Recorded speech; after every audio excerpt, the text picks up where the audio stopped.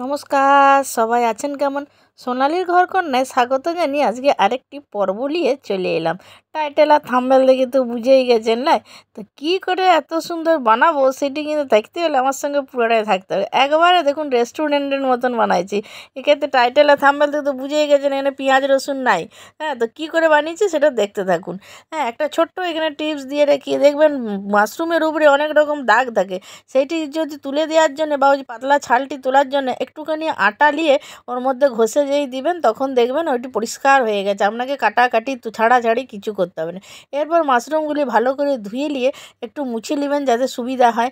এরপরে ওই যে পেছনের যে ডগার অংশটা সেইটি কেটে দিয়ে এরপর আপনি এরকম করে কাটে নেবেন। হ্যাঁ, এক্ষেত্রে তোমরা তো দু ফাঁকাও করতে পারো, চার ফাঁকাও করতে পারো। তোমার যেমন পছন্দ তুমি সেরকম করবে। যেগুলো বেশি বড় বড় সেগুলো তুমি চার ফাঁকা করলে, যেগুলো ছোটো ছোটো ছোটো দু ফাঁকা করলে। এরপর একটি আমি মশলা করব। এইখানে আমি নিয়েছি মোটামুটি দুটা মাঝারি সাইজের টমেটো, 1 ইঞ্চির মতন আদা, 4টি লং, 4টি এলাচ আর অল্প একটুখানি দারচিনি। এইটিকে ভালো করে বেটে নেব। এরপরে আমি এইখানে নিয়েছি বেশ 2-3 চামচের বড় 2-3 চামচের মতন টক দই। টক দইটি ভালো করে ফুটাই নিয়ে এর সঙ্গে দিলাম 1 চামচের মতন বেসন। হ্যাঁ, তো যেহেতু আমরা এইখানে পেঁয়াজ রসুন কিছু দিব নাই, সেই জন্যই কিন্তু এটা। এবার 2-3টা কাঁচা লঙ্কা কুচু কুচু করে কাটে নিয়েছি। এরপর এই যে টমেটোটা আমি বাছিয়ে রেখেছিলাম এইখানে আমি দিলাম শুধু ধনিয়া গুঁড়া, হ্যাঁ, আর হলুদ, এই হলুদ বলছি কাশ্মীরি লঙ্কা গুঁড়ো আর এমনি লঙ্কা গুঁড়া। হ্যাঁ, এরপরে আমি এইদিকে কড়াইয়ে তেল দিয়ে দিয়েছি। তেলটি যেই গরম হয়ে গেছে মাশরুমটি আমি অল্প নুন দিয়ে বেশ ভাজা ভাজা করে নেবো। যখনই ভাজা ভাজা করবে একটু বেশ কিন্তু সুন্দর খেতে লাগবে। হ্যাঁ, তো সেই জন্যে এটা ভাজা ভাজা করে রেস্টুরেন্টের মতন বানাতে চাইছো ঘরে বসে, আর বেশি গরমে ঝামেলা নাই, সেই জন্যে আর কি। হ্যাঁ, তো এরপর আমি এখানে বেশ সিমলা মির্চ আর কি চৌকো চৌকো করে, ক্যাপসিকামগুলো চৌকো চৌকো করে কাটিয়েছিলাম সেগুলো এখানে কাটিয়ে তুলে নিলাম। এরপর যে তেলটি ছিল তার মধ্যে জিরা দিলাম। জিরাগুলি যে চটর পটর করে ফুটতে শুরু করলে ওই যে টমেটো বাটাটা ছিল সেইটা দিয়ে দিলাম। কাঁচা লঙ্কা কুচিগুলো দিয়ে দিলাম। এরপর নুন দিয়ে ভালো করে মশলাটিকে কষবে। হ্যাঁ, যখন দেখবে বেশ তেলটি বেশ ডগবগ ডগবগ করে তেলটি বেশ ছেড়ে ছেড়ে আসছে।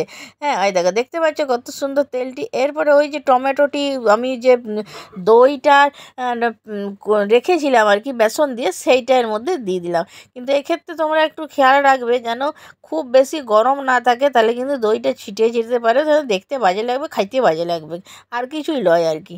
এরপর দিয়ে পর সমানে নাড়তে থাকবে যাতেটা কোনো রকম ফাটিয়ে না যায়। ফাটিয়ে গেলে জিনিসটা কেলোর কীর্তি হয়ে যাবে আর কি। এবার দইটার থেকে দেখো সুন্দর যখন দেখবে বেশ তেল ছেড়ে গেছে, ওই যে মাশরুমটা আর ক্যাপসিকামটা ভাজিয়ে রেখেছিলাম না, সেইটা এর মধ্যে দিয়ে দিলাম। হ্যাঁ, তো এরপর দিয়ে পর সুন্দর করে কষতে থাকবে।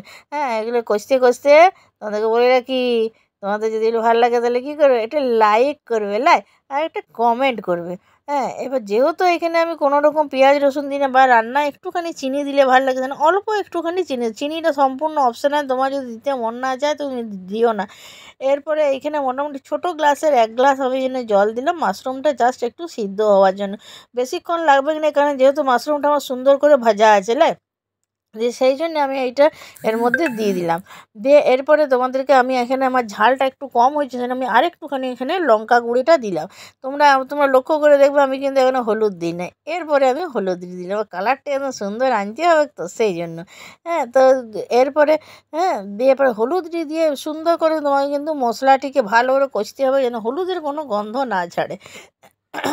তোমাদের যদি এগুলি কী করলাম যদি ভালো লাগে তাহলে কী করবে, একটি কমেন্ট করবে। তোমার মূল্যবান মতামতই তো আমাকে এগিয়ে নিয়ে যেতে সাহায্য করবে, আর পাশে যে সাবস্ক্রাইব বোতামটা আছে সেইটা টিপে বেল ঘন্টাটা ডং ডং করে বাজাই দিবে। আমি যখনই যে ভিডিওটা দেবো তোমরা টুক করে দেখে নেবে, দিয়ে পুক করে বানাই নিতে পারবে।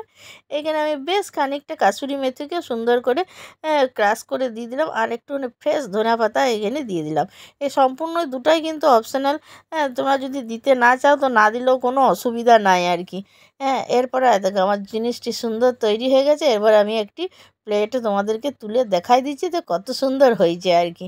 হ্যাঁ, তোমরা যদি এটি ফেসবুক থেকে দেখছো তাহলে পেজটি কিন্তু টুক করে ফলো করে নেবে।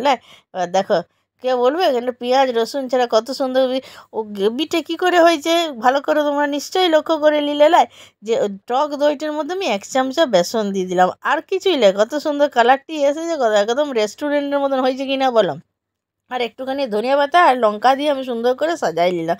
আগে বলে না, আগে দর্শনদারি তারপর গুণবিচারী, হ্যাঁ সেই রকম আর কি।